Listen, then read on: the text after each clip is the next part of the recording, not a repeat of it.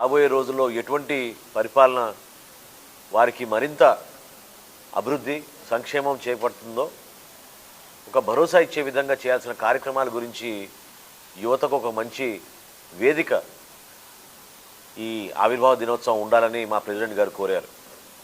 వాటికి అనుగుణంగా యువతని ప్రత్యేకంగా ఆహ్వానిస్తున్నాం.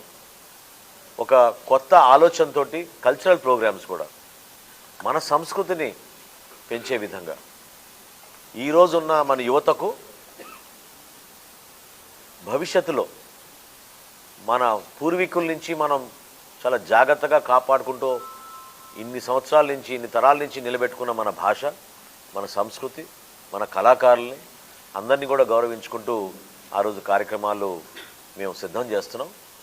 రేపు సాయంత్రానికల్లా మీకు మినిట్ టు మినిట్ ప్రోగ్రాం ఈ సభ కార్యక్రమాలు మీకు అందజేస్తాం. అయితే నిజంగా మనందరం కూడా ఒక విధంగా